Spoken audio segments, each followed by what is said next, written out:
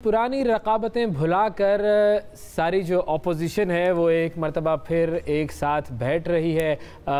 14 साल के बाद मुस्लिम लीग नून और के जो सदर हैं शहबाज शरीफ साहब वो और गुजरात के जो चौधरी बरादरान हैं उनसे मुताल्लिक मुलाकात हुई, उनकी मुलाकात हुई है। फिर चौधरी बरादरान से मुलाकातों के 3 दौर हुए जिसमें शहबाज शरीफ ने उन्हें अपोजिशन के फ़ैसलों के हवाले से एतमाद में लिया, तहरीक अदम एतमाद के लिए मदद मांगी और फिर उसके बाद कल एक और अनाउंसमेंट आ गया। हुआ उस सेमिनार में जो है वो मुन्निस इलाही साहब जो परवेज़ इलाही साहब के साहिबजादे हैं जो कि कैबिनेट मेंबर भी हैं खान साहब के, उन्होंने बड़े बाकायदा तौर पे ऐलान कर दिया कि हम इत्तेहादी थे और हम इत्तेहादी हैं। और खान साहब को उन्होंने कह दिया कि घबराना नहीं उन्होंने खान साहब को कह दिया घबराना नहीं। बिल्कुल बिल्कुल। अच्छा, अब पीपल्स पार्टी जो है वो भी मुलाकातें कर रही हैं, मार्चेस की भी तैयारी हो रही है, जो सियासी मामला है ये कहाँ जा रहे हैं इस हवाले से हम बात करेंगे। हमारे साथ मौजूद है पाकिस्तान पीपल्स पार्टी की रहनुमा शैला रज़ा साहिबा। अस्सलाम वालेकुम शैला साहिबा।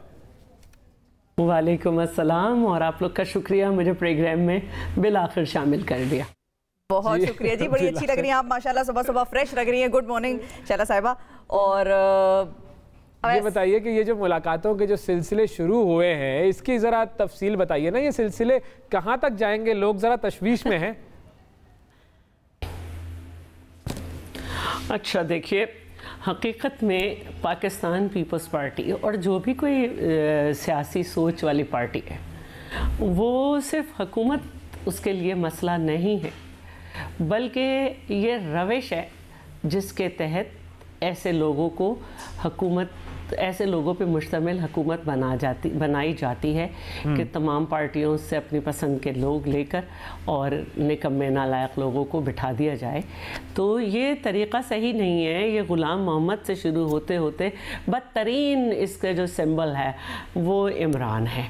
तो अब जबकि हम ये देख रहे हैं कि रोज़ाना की बुनियाद पर आवाम को जो है वो महंगाई की और बेरोज़गारी की चक्की में पीसा जा रहा है।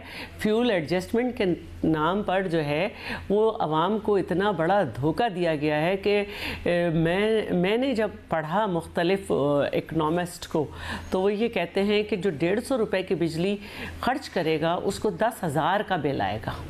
और ये बिजली सार्फिन ने सस्ती ख़रीदी थी, फ्यूल एडजस्टमेंट के नाम लेके हमें जो हम इस्तेमाल भी कर चुके वो महंगी दी जाएगी, महंगी उसके भी पैसे काटे जाएंगे। फिर पेट्रोल की प्राइस, फिर आपके यहाँ चीनी, चावल, आटा, दाल और ये सब चीज़ें, दवाएं।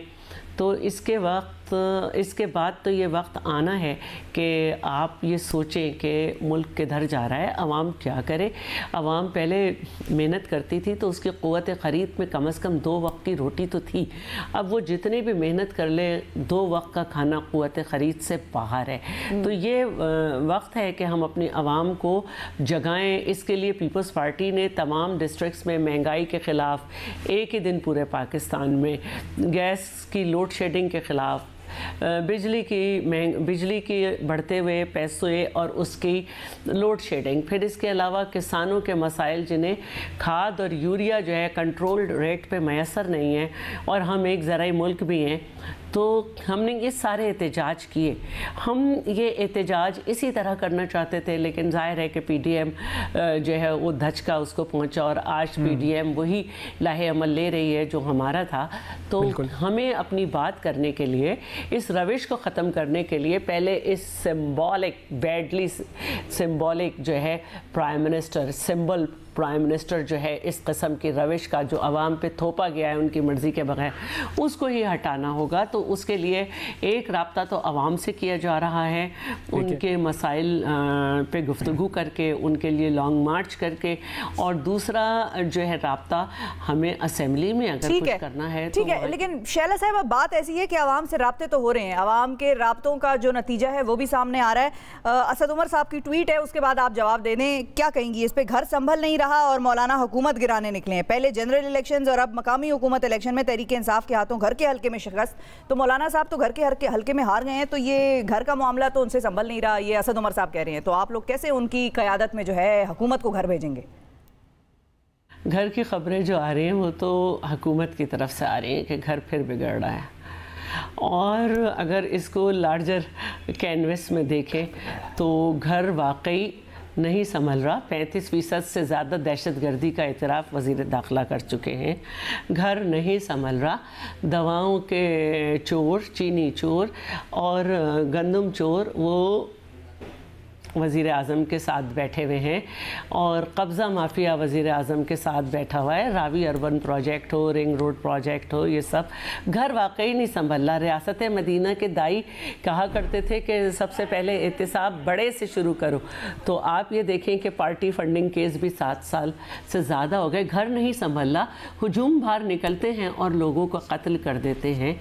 घर संभल नहीं रहा कि पाकिस्तान जो है वो पाकिस्तान घर है ना, कि पाकिस्तान जो है करप्शन इंडेक्स में जो है वो किधर चला गया। तो घर वाकई हुकूमत से नहीं संभल रहा। बात कर रहे हैं कि आवाम को संभाल लेंगे, और जहाँ तक ऑपोजिशन की बात है, जिन मौलाना साहब को हमारे उनसे जो भी ताल्लुकात हों, ये कहते थे बेरोज़गार हो गए, ये हो गया, बल्दियाती इलेक्शन में उन्होंने इनके बंदे बेरोज़गार कर दिए। और सियासत में जो है वो इस तरह का वक्त आता है। बीबी शहीद के ज़माने में एक दफ़ा 16 मेंबर्स के साथ बीबी ने अपोजिशन की थी, उसके बाद इक़्तिदार में भी आई।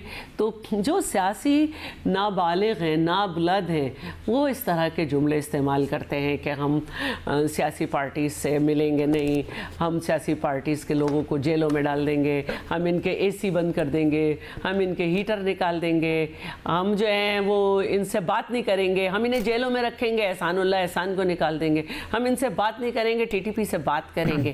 तो ये सियासी नाबालिगी है। और हम जो है ये समझते हैं कि अगर आप जमहूरियत पे यकीन रखते हैं तो अप एंड डाउन्स आते हैं, और हमें इस मुल्क में हकीकी जमहूरियत ही को लाना तो जो आप लोग हकीकी जमहूरियत की बात करते हैं, अभी इलेक्शन आने दीजिए, फिर हकीकी जमहूरियत सामने आ जाएगी, जब आप दोनों एक दूसरे पर ऐसे ऐसे इल्ज़ामात लगाएंगे कि लोग फिर परेशान हो जाएंगे कि किसकी बात पर यकीन करें। कभी तो आप लोग जो PMLN और पीपल्स पार्टी एक दूसरे के बिल्कुल पक्के दोस्त हो जाते हैं, और कभी लगता है कि आप लोगों ने एक दूसरे की जो है वो असलियत दुनिया के सामने लेकर आनी है। तो कैसे यकीन करेंगे आप लोगों पर? देखिए, लोगों के पास बहुत अच्छा पैमाना है कि पाकिस्तान पीपल्स पार्टी की गवर्नमेंट में जो है किस तरह से गंदम जो है उसको आवाम की पहुंच तक पहुंचाया गया, किस तरह से किसान को खुशहाल किया गया, किस तरह ज़राई एक्सपोर्ट को बढ़ाया गया, किस तरह आइन 126 लोग थे 342 या 46 के ऐवान में। बहरहाल तो मुझे इस पे थोड़ी सी कन्फ्यूजन हो जाती है कि 42 है या 46 है। और 126 लोगों ने पाकिस्तान की खुद मुख्तारी पे भी सर नहीं झुकाया।